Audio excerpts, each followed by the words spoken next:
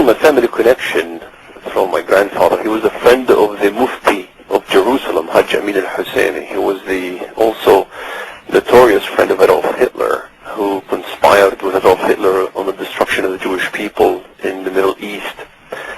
And, in fact, many people think that Islamic fundamentalism originated just a recent origin, but we had our Osama bin Laden of Haj-Ameen Al-Husseni, who called on the destruction of all Jews wherever you find them, in accordance to the way he interpreted the Quran. Kill them wherever you find them.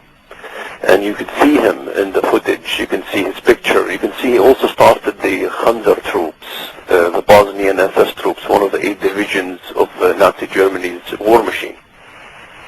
And you can also see him saluting Hitler with the Heil Hitler. So it is, and I learned this from my family background. And my grandfather also sold land to the Jewish people. He was going to be killed by Haj-Ameen Al-Husseni and Abdul Qader Al-Husseini for his so-called collaboration with the Jews, because he sold land to Jewish immigrants. Now, would you, growing up as a child, have been a typical Palestinian, would you? Yes, sir. And how would you describe a typical Palestinian growing up when you were a child? Well, we got our education system from the Hashemite Kingdom of Jordan prior to the 6 Days War. And I remember in kindergarten, my first song I sang every morning with the rest of the school children was Arabs are beloved and Jews are dogs. And all the way to high school, the education system was very anti-Semitic, which called for the destructions of the Jews. This is why you see today Muslim Palestinian suicide bomber. You will never see a Palestinian Christian who's a suicide bomber. So is it a hatred of the Israeli army and the occupation, or is it an ancient hatred of Jews?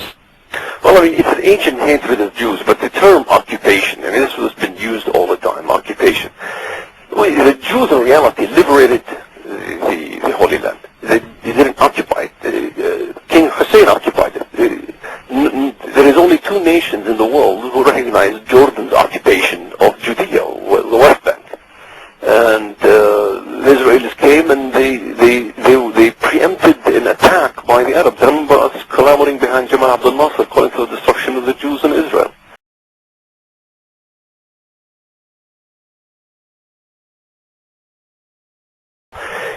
Now, at what point in your life did you believe that there may be more than one side to the story?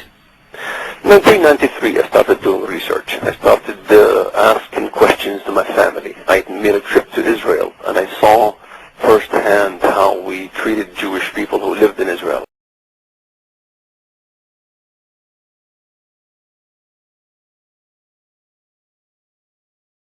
I had a spiritual journey, if you will. I looked into all religions. I looked into the Bible and into the Quran. And what I saw in the Bible, that the Jewish people have always been in self-defense from the eons of time regarding this land, in self-defense. And in the way I was brought up in Islamic theology, that when the Jews come back to the land, the Muslims and the nations round about will attack Israel, and then the stones will cry out, the trees will cry out, there's a Jew hiding behind me. Come, O Muslim, come, O slave of Allah, come and kill him. And this is in fact what has been taught about the Middle East. So I saw that the Jewish people are in self-defense. And indeed, I saw the Jewish people as the refugee problem.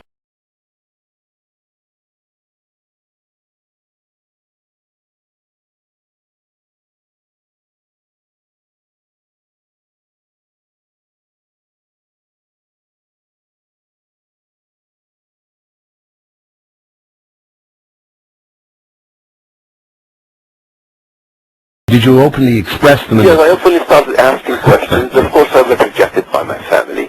It's apparently a repeated lie becomes a fact. And I started learning this. And this is what Nazism taught, that you repeat the lie so many times, it becomes a fact.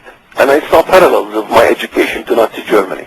In fact, this is exactly what you see. You see what is a kind of a Nazism revived with a religious twist called Islamic fanaticism. So I started asking my family question and documenting. I said, wait a minute, my grandfather sold land to the Jews. Yes, Arafat's uncle sold land to the Jews, Al-Husseini. Gaza was sold to the Jews for £1,000. The mayors of Jerusalem sold land to the Jews. Most of the land was acquired by Jewish purchase, and they paid double for the land. And this is the fact known by the Arabs themselves. So I started questioning these things. I started saying, wait a minute here.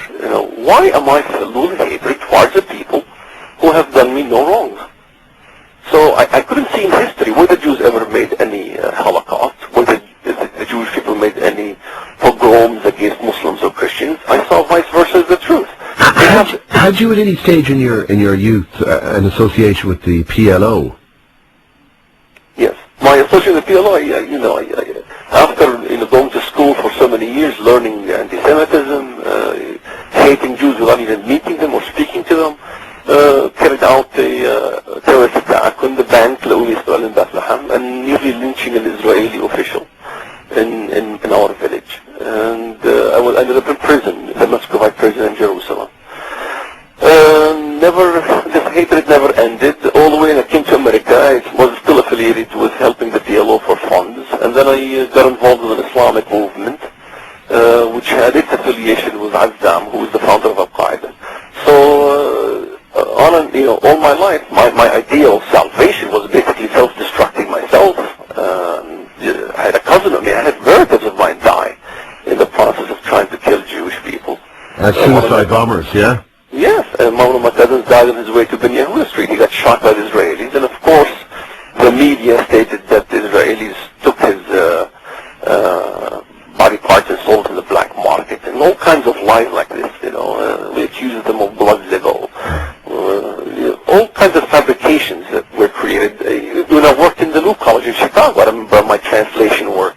I would change the English to suit the American audience, inviting them for Palestinian parties, for we call them cultural parties, invited for baklava and lamb, when in reality we were raising funds for the PLO. The basic question I had was, how come that the land of Judea, or the Holy Land, was never in question regarding it becoming an Arab Palestinian state until 1967.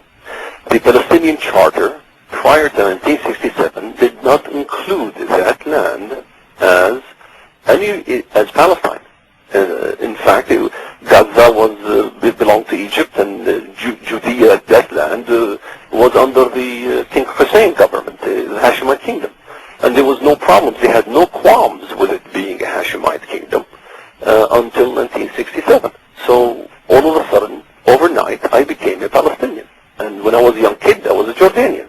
My father was a Jordanian. He served in the Jordanian army. And there was no this outcry for a Palestinian state in Judea. The outcry of a Palestinian state was in 1948 land. So why all of a sudden people rises up and says we want a Palestinian state? It's beyond me. So in fact, when we examine history, we examine the facts, we find out that much myth is being propagated in the media and in our history when it's not fact.